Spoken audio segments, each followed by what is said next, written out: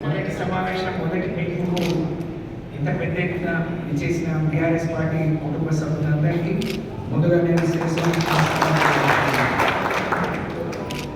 ఈరోజు భూపాలపల్లిలో జరుగుతున్నటువంటి దీక్షా దివస్ సన్నాహక సమావేశానికి గౌరవ సభాధ్యక్షులు ఈ నియోజకవర్గ అభివృద్ధికి ఎనలేని కృషి చేసిన గౌరవ పెద్దలు మనందరి అభిమాన నాయకులు మాజీ శాసనసభ్యులు అన్న గంటా వెంకటరమణారెడ్డి గారు, గౌరవ మున్సిపల్ చైర్మన్ గారు సోదరి వెంకటరాణి సింధు గారికి, గౌరవ వైస్ చైర్మన్ గారికి, గౌరవ మండల పార్టీ అధ్యక్షులకు, గౌరవ కౌన్సిలర్లకు, గౌరవ మాజీ జెడ్పీటీసీలకు, గౌరవ మాజీ ఎంపీలకు, మాజీ గౌరవ సిటీ అధ్యక్షులకు, వేదిక మీద ఉన్న పెద్దలకు, ఈ సభను విజయవంతం చేయడానికి చేసిన మా అన్నదమ్ములు, అక్క చెల్లెలు, కుటుంబ సభ్యులందరికీ, అలాగే మా మీడియా సోదరులు, ప్రింట్ మీడియా, ఎలక్ట్రానిక్ మీడియా సోదరులందరికీ పేరు పేరున నమస్కారం.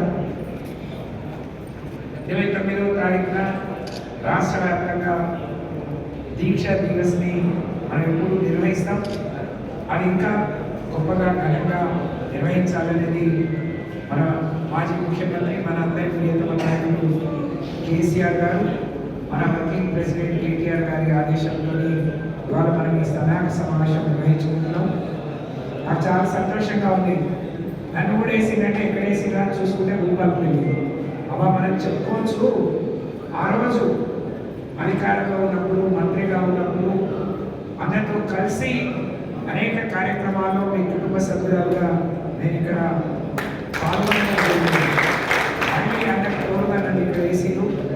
చాలా రోజుల తర్వాత మళ్ళీ పుట్టింటికి వచ్చినట్టుగా ఉంది. అన్న రోజు భోజనానికి పిలిచేవారు. మన అందరం కూడా ఇక్కడ కలిసి అనేక కార్యక్రమాలు నిర్వహించుకున్నాం. అలాగే ఈ భూపాలపల్లి జిల్లాకు చరిత్ర ఉంది. ఈ భూపాలపల్లి జిల్లా తెలంగాణ ఉద్యమానికి స్ఫూర్తి అయినటువంటి professor Jayashankar sir, Jayashankar sir యొక్క పేరు అయినటువంటి జిల్లా నిజంగా ముందు దీక్షా దివస్ మాట్లాడేందుకు రేవంత్ రెడ్డి గారి పరిపాలన ఎక్కడికి వచ్చింది అంటే ఈ భూపాలపల్లి జిల్లాయే రేపు భవిష్యత్తులో ప్రశ్నార్థకం కాబోతా ఉంది. ఆయన చెప్తా ఉన్నాడు, ఈ 33 జిల్లాల దగ్గర వీటిని సమీక్షించుకుంటారు, వీటి మీద కమిషన్ వేస్తారు, నేను చూస్తుంటారు. అంటే రేపు భూపాలపల్లి జిల్లా పరిస్థితి ఏంటో కూడా మరి ఇక్కడ ఉన్న కాంగ్రెస్ శాసనసభ్యుల్ని, కాంగ్రెస్ పార్టీ నాయకులను మనం అడగాల్సిన అవసరం ఎంతైనా ఉంది. మరి ఇంత గొప్ప చరిత్ర కలిగినటువంటి భూపాలపల్లి జిల్లా మరి కేసీఆర్ గారి నాయకత్వంలో బ్రహ్మాండంగా అభివృద్ధి చెందింది. అనేక ఉదాహరణలు నేను మీ శాసనసభ్యులు గతంలో తెలుగుదేశం పార్టీలో ఉన్నప్పుడు నేను కూడా కలిసి పనిచేసినాం.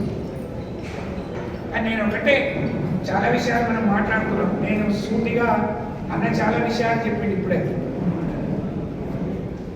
భూపాలపల్లికి రమణారెడ్డి గారి నాయకత్వంలో, కేసీఆర్ నాయకత్వంలో జరిగిన అభివృద్ధి మీ జీవిత కాలంలో చేయగలుగుతారా అని నేను అడుగుతా ఉన్నాను.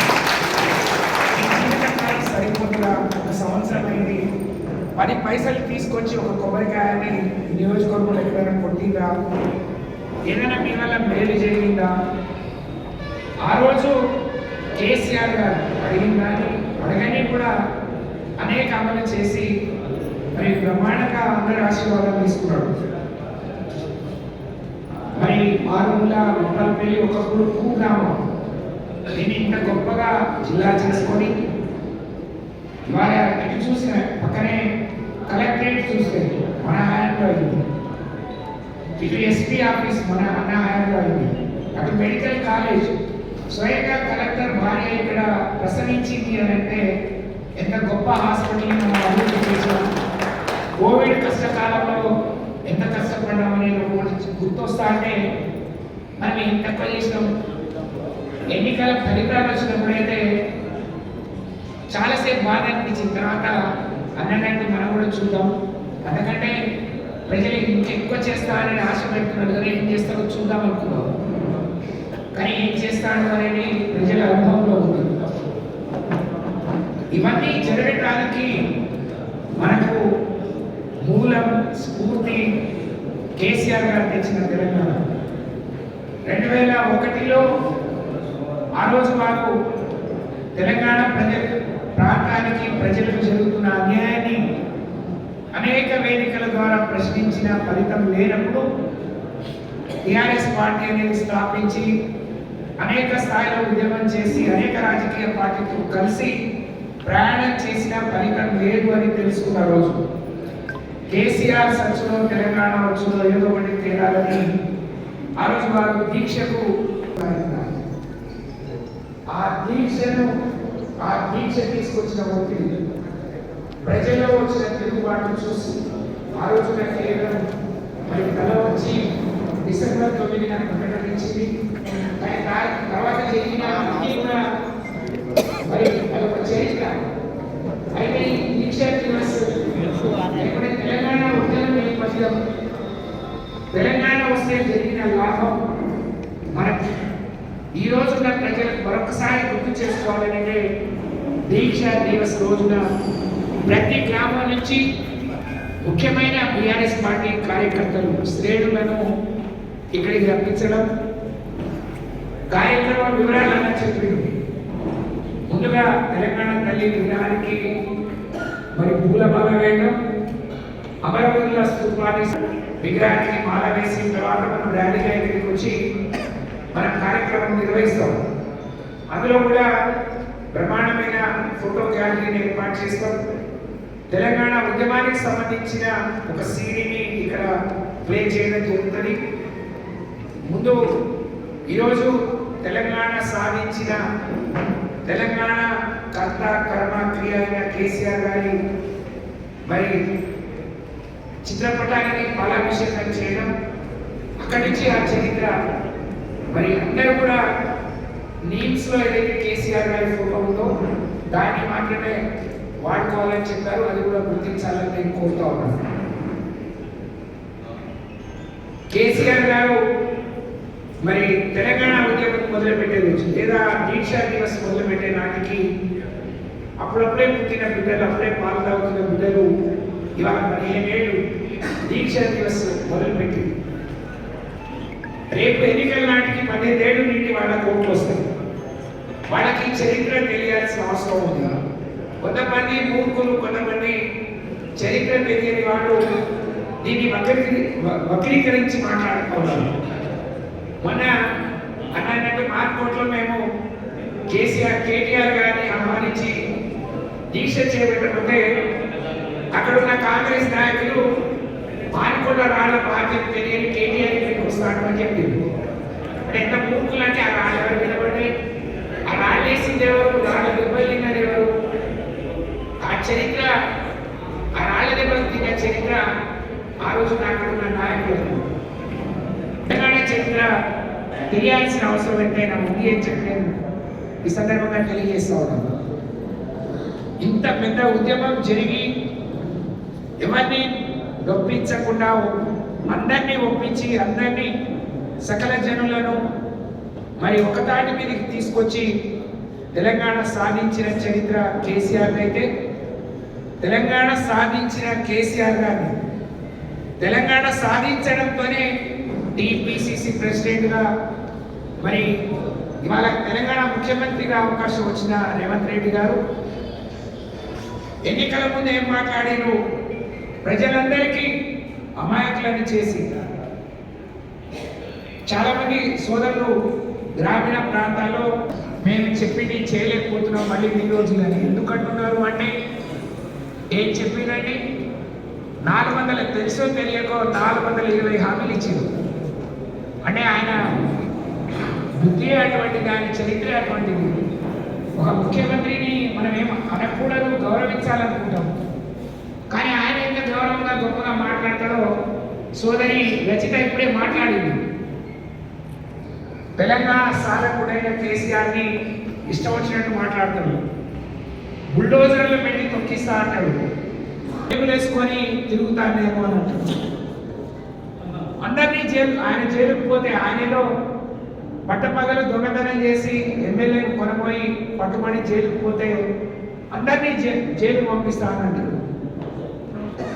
మరి ఆయన ముఖ్యమంత్రిగా మాట్లాడతాడా లేకపోతే ఒక వీధి రౌడీలాగా మాట్లాడతాడా మనకు అర్థం కాదు. ఇవాళ ఎంత దుర్మార్గం అంటే మన ఊర్లోనే ఫెయిల్ అయిందని మనం అంటున్నాం. అన్నట్టు సొంత నియోజకవర్గంలో కూడా ఫెయిల్ అయింది. ఇవాళ ఒక ఇంటర్వ్యూలో నేను 27 సార్లు ఢిల్లీకి వెళ్తే నేను నిధులు తీసుకురావడానికి పోయినా తప్ప వాళ్ళలాగా కాళ్ళు పట్టుకుంటాం. మేము ఎవరు కాళ్ళు పట్టుకుంటాం? మా అధిష్టానం తెలంగాణ ప్రజలని కేసీఆర్ 100 సార్లు చెప్పింది. నీ అధిష్టానం కాళ్ళు పట్టుకోవడానికి నువ్వు పోయి ఉంటావు, నీ పదవిని దక్కించుకోవడానికి నువ్వు పోయి ఉంటావు, నీ పదవిని కాపాడుకోవడానికి మరి ఢిల్లీకి కప్పం కట్టడానికి నువ్వు పోయి ఉంటావు తప్ప మరి కేసీఆర్ గారు నీకు అధిష్టానం ఢిల్లీ, మరి మా అధిష్టానం మాత్రం తెలంగాణ ప్రజానీకమని కేసీఆర్ గారు అనేక సార్లు చెప్పిండు. ఇప్పుడు రుజువైతుంది. ఢిల్లీకి 27 సార్లు పోయిన రేవంత్ రెడ్డికి కొడంగల్ పోవడం మాత్రం చేత కావట్లేదు. కొడంగల్లో ఉండే గిరిజనుల భూములు, దళితుల భూములు గుంజుకుంటా అంటే కనీసం ఒప్పించి మెప్పించలేని చేతకాని గద్దమ ఇవాళ రేవంత్ రెడ్డి గారు. ఆ గిరిజనులు గడప దాటని వాళ్ళు, ఊరు దాటని వాళ్ళు, ఇంత అమాయకులు, వాళ్ళు ఏం చేయరు, నేను ఏం చేస్తే నడుస్తుంది అని వీళ్ళే మరి వాళ్ళ కేంద్రంలో ఉండే మానవ హక్కుల కమిషన్ కానీ ఎస్సీ ఎస్టీ మహిళా కమిషన్లు వాళ్ళ మాటలు విని వాళ్ళ మీద జరిగిన దాని తీరు, వాళ్ళకి తాకిన దెబ్బలు, వాళ్ళకి పెట్టిన ఇబ్బందులు చూసి వాళ్ళ ఆయన మాట మార్చింది. ఫార్మా విలేజర్లు ఇప్పుడు ఇండస్ట్రియల్ కారిడార్ అంటున్నారు. ఎవరి కోసం? సొంత అన్న కోసం, సొంత అల్లుడి కోసం. ఆ మహిళలు కూడా ఏమన్నారు? తిరుపతి రెడ్డి మా తండ్రులకు వస్తే 100 మంది పోలీసులు వస్తారు, కలెక్టర్ వస్తే పోలీసులు లేదు, మేము ఆయన కలెక్టర్ని ఎట్లా అనుకుంటాం? కలెక్టర్ పెద్ద, తిరుపతి రెడ్డి పెద్ద అని అడిగారు. అంటే వాళ్ళకున్న అనుమానం, వాళ్ళకున్న జ్ఞానం, వాళ్ళకున్న పరిజ్ఞానం మీకు లేకపోవడం ఎంత దురదృష్టకరం. అమాయకులు అడిగే ప్రశ్నలకు ఆయన సమాధానం లేదు.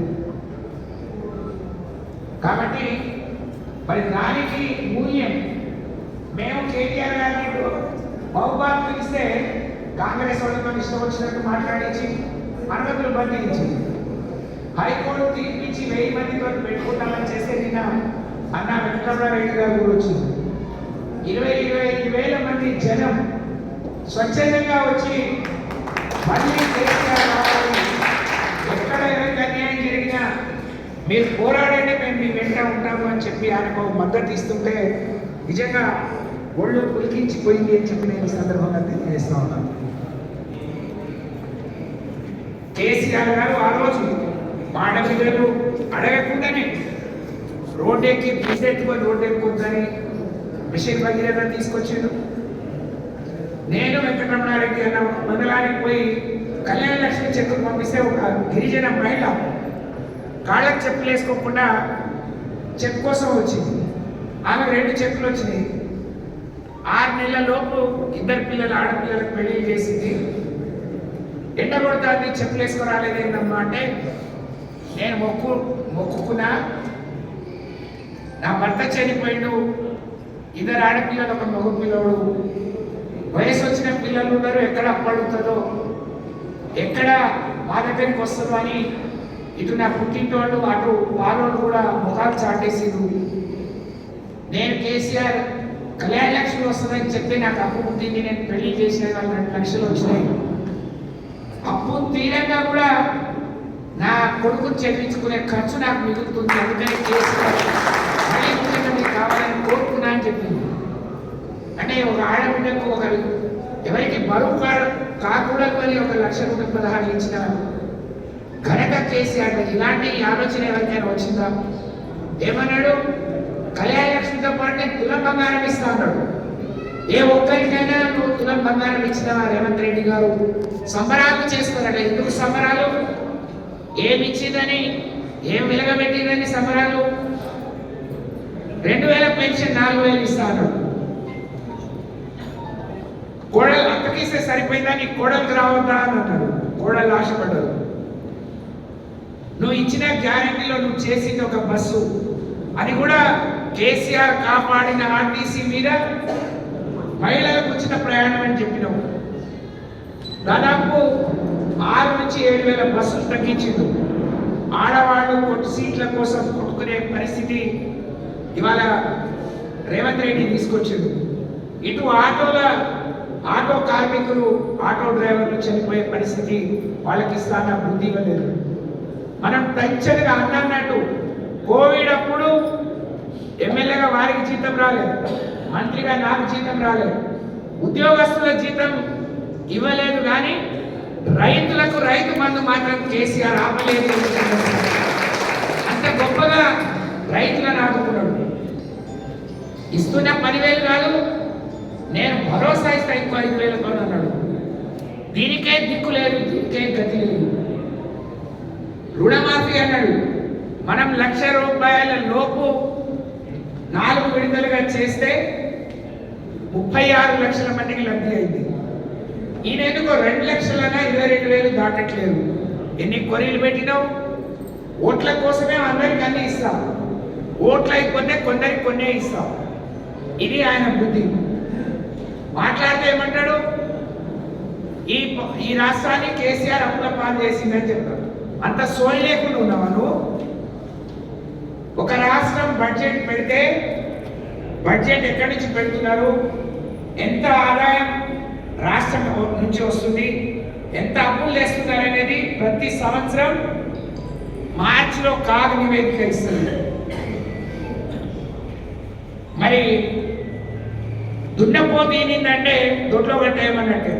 ముఖ్యమంత్రి అయినా అని నోటికొచ్చిన వాగ్దానాలు చేసినావు, కానీ రాష్ట్రం నుంచి వచ్చే ఆదాయం ఎంత, ఖర్చు ఎంత, ఏమి ఏమవుతానే సోయి లేని మాటలు మాట్లాడి వల్ల, నీ అసమర్థత పాలన వల్ల, నీ చేతకాని పాలన వల్ల, ఏ మంత్రి నీలాగా నీతో కలిసి పనిచేయకపోవడం వల్ల రోజు రోజు మరి నీ ఆదాయం పడిపోతా ఉంది. నీ నిర్ణయాలు చూసి ఇవాళ గ్రామీణ ప్రాంతాల్లో రిజిస్ట్రేషన్ జరగట్లేవు.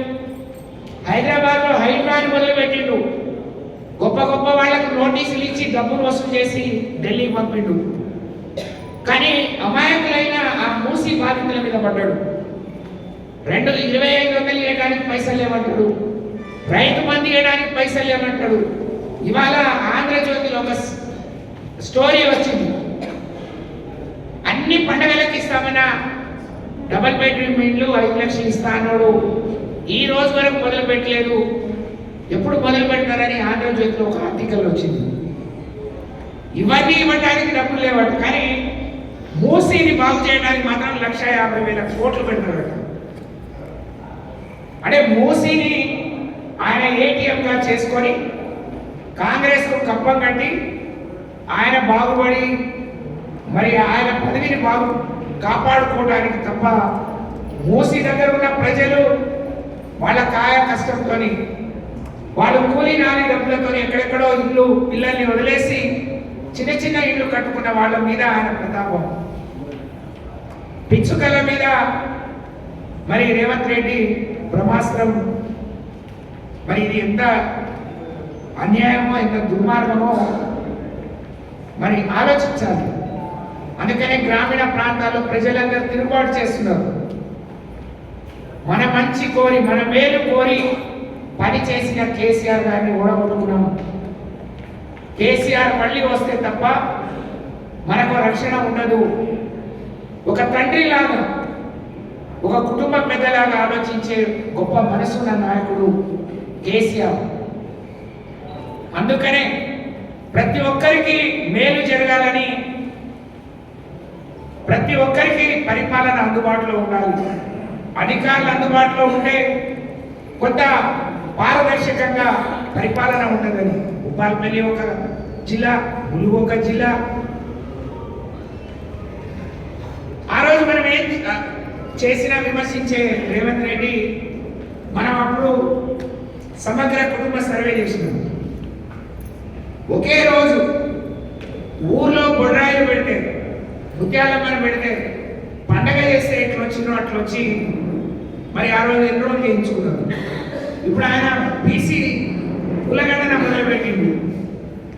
మనం ఆ రోజు 16-17 ప్రశ్నలు వేస్తే ఈ తలకమాల వాళ్ళు తయారు చేసిన ప్రశ్నలు ఇవన్నీ ఎందుకు అని ప్రశ్నించిన రేవంత్ రెడ్డి 76 ప్రశ్నలు 75 ప్రశ్నలతో వేస్తే అధికారులు అంటున్నారు మాకెవరు సహకరించట్లేదని. నీ తాత ఏం చేసేవాడు, నీ తాత పెళ్ళైనప్పుడు మీ తాత వయసు ఎంత, అప్పుడు ఆయన ఆదాయం ఎంత, అవన్నీ ఎందుకండి? నువ్వు ఏ రాజకీయ పార్టీ, నీకెందుకు అవసరం? నీకే దిక్కు లేదు. నువ్వు టీఆర్ఎస్లో పుట్టినవు, బీజేపీలో పోయినావు, తెలుగుదేశంలో పోయినావు, కాంగ్రెస్లో పోయినావు, రేపు ఇక్కడ ఉండవు. నీకే ఇది లేదు. ఓటర్కి ఎవరు మంచి చేస్తే, ఎవరు బాగు చేస్తే వాళ్ళకి ఓట్లు వేస్తారు. వాళ్ళకి రాజకీయ పార్టీ ఏంటి అండి? ప్రజలకు రాజకీయ పార్టీకి ఏం సంబంధం?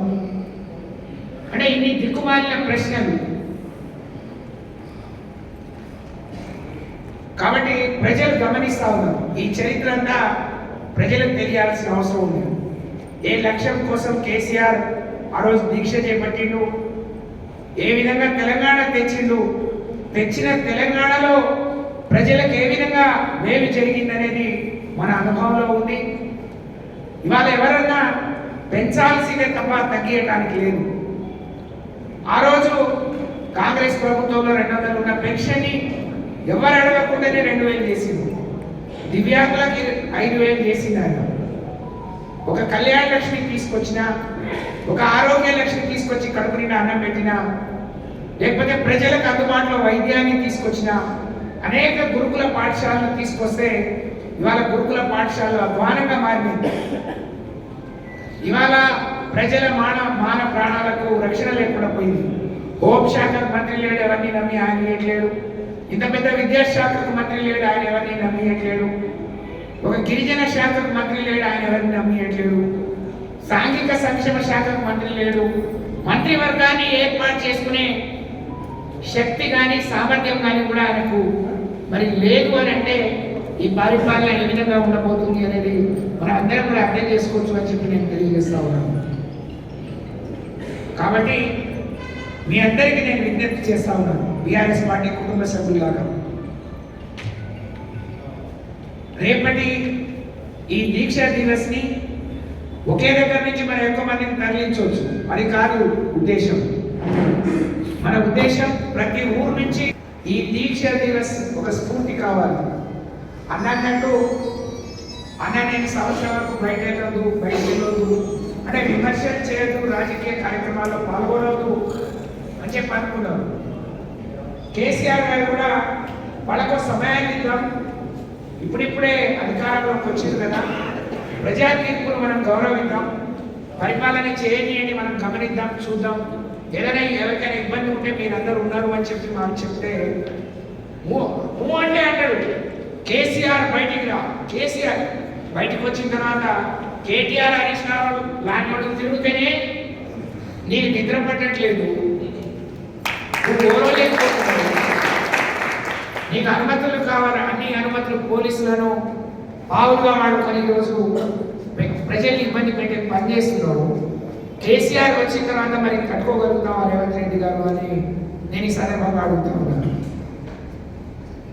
ఎందుకు అనవసరంగా నీకు అక్కర్లేని విషయం నీ పరిపాలన ఏదో సహకరించి ఇవాళ స్కిల్స్ యూనివర్సిటీ పెడతా అన్నాడు.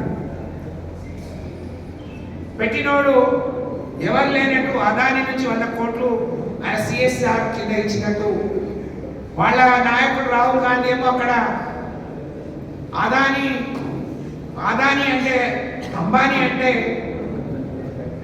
మోడీ అని చెప్పి ఆయన స్టేట్మెంట్లు ఇచ్చి ఇదే అదాని మీద ఇతర దేశాల్లో కేసులై అరెస్ట్ అయ్యే పరిస్థితి వస్తే మరి రేవంత్ రెడ్డి పరిస్థితి ఏంటి? మరి నీ ముఖ్యమంత్రి కూడా ఆయనతో అంటకాగి ఆయనకు రెడ్ కార్పెట్ పరిచింది కదా అని అంటే నిన్న ప్రెస్ మీట్ పెట్టి ఆ 100 కోట్లు వాపస్ ఇస్తున్నామని చెప్పింది. అంటే ఎంత ఒక యూనివర్సిటీ ఇస్తే అదాని ఇచ్చిన 100 కోట్లు తప్ప ఈయనకి ఇవ్వడానికి రూపాయలు లేనట్టు ఇప్పటివరకు 1 రూపాయి ఇవ్వలేదు. ఇవాళ బిల్లులు సర్పంచులు గొడవ చేస్తున్నారు, చిన్న చిన్న కాంట్రాక్టులు బాధపడుతున్నారు. బిల్లులు ఇస్తే వాళ్ళకు పర్సెంటేజ్, దానికి ఒక లెక్క ఉంది. అంటే ఈ దుస్థితి మనం ఎక్కడ కూడా చూసి ఉంటాం. మనకు కొత్త పాఠాలు, మనమేమో అందరి మనవాళ్ళే, అందరినీ కలుపుకొని పోవాలి, అందరికి న్యాయం చేయాలి. కార్యకర్తలకు కూడా ఊళ్ళో ఏం జరుగుతుందో బీఆర్ఎస్ పార్టీ కార్యకర్తలకు తెలియకుండానే నేరుగా పేదవాళ్లకు లబ్ధి చేయాలనేది మనం ఆలోచన చేస్తే ఇందిరమ్మ కమిటీలు అన్నారు. మళ్ళొకసారి వాళ్ళు దోచుకోవడానికి ఒక చక్కటి ప్రణాళిక చేసుకొని ముందుకు వస్తున్నారు. ఇండ్లు అన్నారు, ఇంకా మొదలు పెట్టలేదు. ఏ ఒక్కటి కూడా మరి దానికి ఏదో సంబరాలని చేయబోతున్నారు. సంబరాలు చేయాలా, విజయోత్సవాలు చేయాలా, లేకపోతే ఏం చేయాలనేది తప్పకుండా మీకు ఇవే ఆఖరి విజయోత్సవాలు. తప్పకుండా ప్రజలు రేపు మీకు బుద్ధి చెప్పే రోజు వస్తుంది. ప్రజలు ఇప్పటికే బాధపడతా ఉన్నారు. కేసీఆర్ గారిని ఓడగొట్టుకున్నాం, పొరపాటు జరిగింది. కేసీఆర్ తిరిగి మళ్ళీ రావాలి. కేసీఆర్ ఉంటేనే తెలంగాణకు శ్రీరామ రక్ష, ఒక రక్షణ కవచంగా బీఆర్ఎస్ పార్టీ పనిచేస్తుంది అని మరి అందరూ భావిస్తున్నారు. ఈ తరుణంలో భూపాలపల్లి నియోజకవర్గంలోని మీరందరూ నిజంగా అన్న చేసిన పని, మరి ఆయన తిరుగుడు, ఆయన అందరినీ ఆడుకునే తీరు చూస్తే అసలు నేను ఊహించలేదు ఇక్కడ ఓడిపోతామని. ఎందుకంటే నేనే ప్రత్యక్ష సాక్షి. వేల కోట్ల రూపాయలు మరి ఈ నియోజకవర్గ అభివృద్ధికి, ప్రాంతాల అభివృద్ధికి తీసుకొచ్చి పనిచేసిన నాయకుడు గండ్ర వెంకటరమణారెడ్డి గారు. ఉంటే అన్నట్టు ఈరోజు శాసనసభ్యులు ఏ ఊరికి పోయి ఒక కొబ్బరికాయ కొట్టింది లేదు, 10 రూపాయలు తీసుకొచ్చింది లేదు, మీరేం తేలేరు కూడా. నేను మొన్న ఎక్కడో చూసినాం, భూపాలపల్లికి కూడా ఒక ఇంటిగ్రేటెడ్ హాస్టల్ వచ్చినట్టు చూసినాం, కానీ 10 పైసలు శాంక్షన్ రాలేదు. దానికి ఉన్న పాఠశాలలోనే సరైన అన్నం పెట్టట్లేదు, గురుకులాల్లో హాస్పిటల్లో సరిగ్గా అన్నం పెట్టట్లేదు. వాటిని ముందు పరిశీలించండి. మీరు ఇచ్చిన హామీలు ముందు నెరవేర్చండి. ప్రజలకు ఏదైతే హామీ ఇచ్చిందో అప్పుడు మీరు గొప్ప. తప్ప గాలికి విజయోత్సవాలు చేసుకుంటాం, సంబరాలు చేసుకుంటాం అని అంటే మరి ప్రజలు మిమ్మల్ని తప్పకుండా గుణపాఠం చెప్పే రోజు వస్తుంది. మరి నేను ముఖ్యంగా భూపాలపల్లి నాయకులను, కార్యకర్తల్ని వేడుకునేది, మా అన్నలు రేపటి 29వ తారీఖు దీక్షా దివస్కి వాళ్ళు తీసుకొచ్చే కార్యకర్తల సంఖ్య చెప్పిను 2000 తగ్గకుండా మనం కార్యక్రమం నిర్వహిస్తాం. గౌరవ మాజీ శాసనసభ్యులు నేను అందరికీ ఇక్కడే భోజనాలు ఏర్పాటు చేస్తాను, పొద్దునే వస్తారు కాబట్టి భోజనం చేసి పోవాలి అని చెప్పి వారు భోజనాలు కూడా పెడుతున్నారు. మరొకసారి వారికి ధన్యవాదాలు తెలియజేసుకుంటూ ఈరోజు ప్రజలు చర్చించుకుంటున్నారు, రేవంత్ రెడ్డి పాలన ఎలా ఉంది, కేసీఆర్ పాలన ఏ విధంగా ఉండే అని చెప్పి బేరీజు వేసుకుంటున్నారు. తప్పకుండా మనం పిలిస్తే మనతో కలిసి రేపటి ఉద్యమానికి, రేపటి కార్యక్రమాలకు తప్పకుండా వాళ్ళు వస్తారు. కాబట్టి వాళ్ళందరినీ కూడబెట్టుకొని ఈ దీక్షా దివస్ని మీరు జయప్రదం చేయాలని కోరుకుంటూ, ఆ రోజు మన రాజకీయ ప్రసంగాలు ఉండవు. దీక్షా దివస్ తెలంగాణ ఉద్యమ నేపథ్యం, తెలంగాణ ఉద్యమం సాధించిన విజయాలు, కేసీఆర్ సాధించిన విజయాలు, తద్వారా తెలంగాణ ప్రజలకు జరిగిన మేలు, తెలంగాణ ప్రజలకు వచ్చిన గౌరవం, గుర్తింపు. సోదరి మరి మున్సిపల్ చైర్మన్ గారు ఒక మాట అన్నారు, కేసీఆర్ ఉన్నప్పుడు ఈ రాష్ట్రం 1, 2 స్థానాల్లో ఉంటే వాళ్ళ ఆఖరిగా వచ్చిందని అడిగేవాడే లేడు. ఈరోజు ఇవాళ రేవంత్ రెడ్డి పాలన దానికి తార్కాణం. నిజంగా నిన్న మాన్కోట మీటింగ్ నాకు అనిపించింది, మేము కేసీఆర్ మీటింగ్, కేటీఆర్ మీటింగ్ ఎప్పుడు అనుమతులు రాలేదు. మేము హైకోర్టు పోయినప్పుడు ఇవ్వకపోవచ్చు, ఎందుకంటే పోలీసులు మేము వాళ్ళందరికీ భద్రత ఇవ్వలేమని చెప్తారేమో, కానీ హైకోర్టు డైరెక్షన్ ఇచ్చింది. వాళ్ళే 1000 మంది అని అంటే మీరెవరండి వదలడానికి. ఇది ప్రజాస్వామ్యం. ప్రజాస్వామ్యంలో ప్రతిపక్షాలకు మరి ధర్నాలు దీక్షలు చేసే హక్కు ఉంది కాబట్టి ఏంటి అని చెప్తాను. అది కాంగ్రెస్ పార్టీకి ఒక చెప్పపెట్టు. కానీ దీక్ష జరిగిన తర్వాత ప్రజల్లో వచ్చిన ఉత్సాహం, ప్రజల్లో ఉన్న ఆవేశాన్ని, కేటీఆర్ని చూడటానికి యువకులు వచ్చిన తీరు చూస్తే బహుబాద్ సభ నిజంగా రేపటి కాంగ్రెస్ పార్టీకి, ప్రభుత్వానికి ఒక గుణపాఠం కాబోతుంది అని చెప్పి నేను ఈ సందర్భంగా తెలియజేస్తూ, ఈరోజు అధికారంలో ఈ జిల్లా ఇద్దరు మంత్రులు ఉన్నారు. నేను జిల్లా మంత్రిగా అన్న 15 రోజులకు పిలిచిన, 10 రోజులకు పిలిచిన, మేము వారు ఎమ్మెల్యే అని, నేను మంత్రి అని ఏ రోజు ఫీల్ అవ్వలేదు. ఏ రోజు ఆ దర్పాన్ని అవన్నీ ఇచ్చేయలేదు. మీలో ఒకళ్ళుగా, మీ కుటుంబ సభ్యులుగా మనం అందరం కలిసి అభివృద్ధి ధ్యేయంగా మనం పనిచేసినాం. ఇవాళ ఉన్న మంత్రులు మనం చూస్తా ఉన్నాం. ఏం సాధించిందంటే ఇద్దరు మంత్రులు చెప్పొద్దు. నేను ఒక మహిళా మంత్రిగా ఉండి ఇద్దరు మహిళలే ఒకళ్ళు ఏం మాట్లాడుతున్నారో చూస్తున్నారు. నిన్న మొన్న కూడా కొత్త వీడియో వచ్చింది ఒకటి. ఎంత అంటే మంత్రులకు ఉండాల్సిన లక్షణాలు అయింది, మంత్రులు చేయాల్సిన పనుల వీళ్ళను అంటే యథా ముఖ్యమంత్రి తదా మంత్రులుగా ఉన్నారు. వారు నోటికి వచ్చినట్టు మాట్లాడతారు, మీరు కూడా నోటికి వచ్చినట్టు మాట్లాడతారు. నిజంగా వీళ్ళకి మంత్రులుగా ఉండే అర్హత కూడా లేదు అని చెప్పి నేను ఈ సందర్భంగా తెలియజేస్తాను. నేను ముఖ్యమంత్రిగా ఉండే అర్హత, నువ్వు నీ అధిష్టానాన్ని మెప్పించుకోను. రేవంత్ రెడ్డి మాట్లాడితే ఏమంటాడు, నేను అందరినీ తొక్కుకుంటూ వచ్చినా అన్నాడు. ఎవరిని తొక్కినా? కాంగ్రెస్ పార్టీ వాళ్ళని తొక్కింది. పార్టీకి పనిచేసిన సీనియర్లను కాదని ఆయన తొక్కుంటూ వచ్చి వాళ్ళ ముఖ్యమంత్రి అయ్యాడు. వాళ్ళని తొక్కినట్టు బీఆర్ఎస్ వాళ్ళని తొక్కుతామో ఏదో అని నువ్వు భ్రమపడితే అది నీ పగటి కలే రేవంత్ రెడ్డి. బీఆర్ఎస్ పార్టీ కార్యకర్త వైపు కళ్ళెత్తి చూసినా నువ్వు అన్నట్టే మేము అనాల్సి వస్తుంది. మీ గుడ్లు పీకే రోజు తప్పకుండా వస్తాయి తెలియజేసుకుంటూ, దీక్షా దివస్ని జయప్రదం చేయండి. ఆ రోజు ఉద్యమకారులను గౌరవించుకుందాం, ఉద్యమకారులతో మాట్లాడిద్దాం. ఇక్కడ ఉద్యమం జరిగిన క్రమంలో జరిగిన పోరాటాన్ని గుర్తు చేసుకొని ముందుకు పోదాం.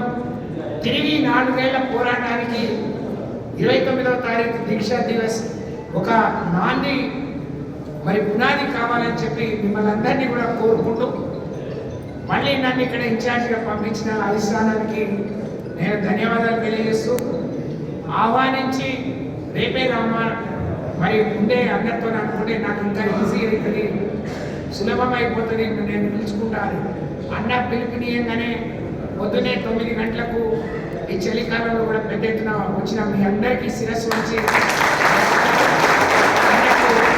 ధన్యవాదాలు, కృతజ్ఞతలు తెలియజేస్తూ జై తెలంగాణ.